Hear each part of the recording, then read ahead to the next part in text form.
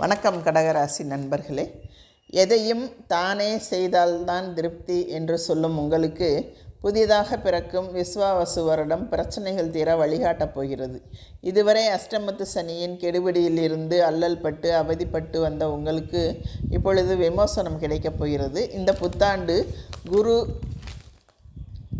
சுக்கிர பரிவர்த்தனையோடு புத சுக்கிர யோகத்தோடும் நீசபங்க யோகத்தோடும் பிறப்பதால் நிகழ்கால தேவைகள் ஒவ்வொன்றாக பூர்த்தியாக போகிறது.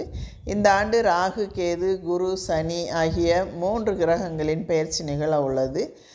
குரு அதிசாரமாக கடகராசிக்கு செல்கிறார். இடையில் குருவின் வக்கிரமும் சனியின் வக்கிரமும் நடைபெறும். அதோடு சனி செவ்வாய் பார்வை காலமும் சேர்க்கை காலமும் ஏற்படுவதால் கிரகங்களின் சுழற்சிக்கு ஏற்ப உங்களுக்கு வளர்ச்சியும் தளர்ச்சியும் வந்து சேரும். தளர்ச்சி ஏற்படும் போதெல்லாம் வழிபாடும் பரிகாரங்களும் உங்களுக்கு கை கொடுக்கும். ராகு கேது பயிற்சியை பொறுத்தவரை இதுவரை உங்கள் ராசிக்கு 9ஆம் இடத்தில் சஞ்சரித்து வந்த ராகு 26/4/2025 அன்று அஷ்டமத்தில் அடி எடுத்து வைக்கிறார். இது அவ்வளவு நல்லதல்ல என்றாலும் மறைந்த ராகுவால் நிறைந்த தனலாபம் கிடைக்கும் என்பதால் பொருளாதாரத்தில் நிறைவு ஏற்படும். புதிய முயற்சிகளில் தடை தாமதம் ஏற்பட்டாலும் காரியங்கள் கடைசி நேரத்தில் கைகூடிவிடும்.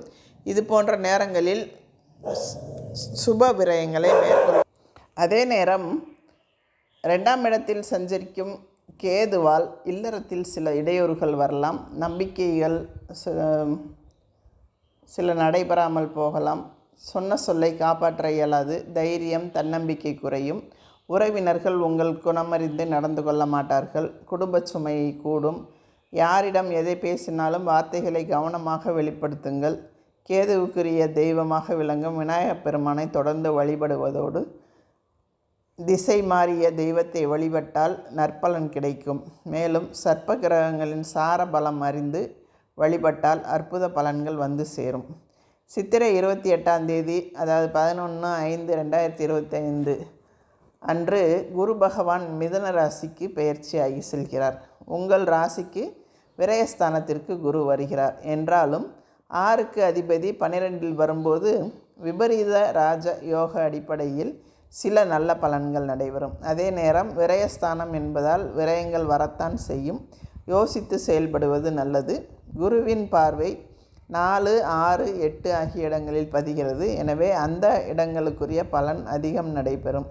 தாய் வழி ஆதரவு கிடைக்கும். இடம் பூமி வாங்குவது, வீடு கட்டுவது போன்றவற்றில் கவனம் செலுத்துவீர்கள். வாடகை கட்டடத்தில் நடைபெற்ற தொழிலை சொந்த கட்டடத்திற்கு மாற்ற முயற்சி செய்வீர்கள். கொடுக்கல் வாங்கலில் இருந்த தேக்க நிலை மாறும். தெளிவு பிறக்கும். ஊக்கமும் உற்சாகமும் உள்ளத்தில் குடிகொள்ளும். வேலை தேடுபவர்களுக்கு நல்ல வேலை அமையும். உத்தியோகத்தில் உள்ளவர்களுக்கு உயர் அதிகாரிகளின் ஆதரவு திருப்தி தரும். கேட்ட சலுகை கிடைக்கும். தொழிலில் ஏற்பட்ட இழப்புகளை ஈடு செய்ய புதிய வாய்ப்புகள் வந்து சேரும்.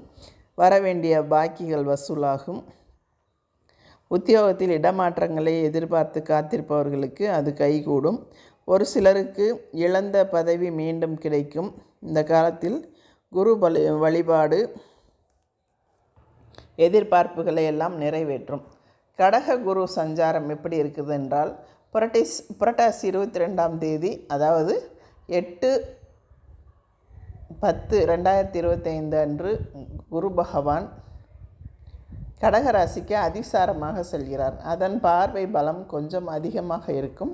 உங்கள் ராசியிலே உச்சம் பெற்ற குரு சஞ்சரிப்பதால் துன்பங்கள் துள்ளி ஓடும். இன்பங்கள் இல்லம் தேடி வந்து சேரும். இருக்கும் இடத்தாலும் பார்க்கும் இடத்தாலும் பலன் கிடைக்கும். உத்தியோகத்தில் அதிகாரம் அந்தஸ்து கிடைக்கும். நீங்கள் தேர்ந்தெடுத்த களம் எதுவாக இருந்தாலும் அதில் வெற்றி கிடைக்கும். சேமிப்பு உயரும். திருமணம் கைகூடும். பெற்றோரின் ஆதரவு உண்டு. உற்றார் உறவினர்கள் உங்கள் முன்னேற்றம் கண்டு ஆச்சரியப்படுவார்கள். சனி பயிற்சி காலத்தில் மார்ச் 22ஆம் தேதி, அதாவது 6/3/2026 அன்று சனி பகவான் கும்பராசியிலிருந்து மீனராசிக்கு பெயர்ச்சியாகி செல்கிறார். உங்கள் ராசிக்கு 9ஆம் இடத்திற்கு சனி பகவான் வருவது யோகம்தான். அஷ்டமத்து சனி விலகிவிட்டது. அதிர்ஷ்ட காட்டு வீசப்போகிறது. 9ஆம் இடத்தில் சனி ஒளிமயமான எதிர்காலம்தான் இனி என்ற வாக்கியத்திற்கேற்ப இனி தொட்டது துலங்கும். தொல்லைகள் அகலும். தட்டுப்பாடு அகலும். தடைகள் விலகும். கெட்டி மேளம் கொட்டும் வாய்ப்பும் கேட்ட இடத்தில் உதவிகளும் கிடைக்கும். பட்டி தொட்டிகள் எல்லாம் புகழ் பரவும். சனி பார்வை 3, 6, 11 ஆகிய இடங்களில் பதிவதால் முயற்சிகளில் வெற்றி கிடைக்கும். எந்த செயல் செய்தாலும் அதை சரியாக செய்து முடிப்பீர்கள். துணிவும் தன்னம்பிக்கையும் கூடும். தொடர்கதையாய் வந்த கடன் சுமை குறையும். சகோதரர்கள் உங்கள் குணமறிந்து நடந்து கொள்வர். எதிர்காலத்தை பற்றிய பயம் அகலும். உத்தியோகத்தில் உங்கள் திறமையை கண்டறிந்து பிற நிறுவனங்களிலிருந்து அழைப்பு வரலாம். இந்த காலத்தில் சனிக்கிழமை தோறும் சனி பகவானையும் அனுமனையும் வழிபடுவது நல்லது.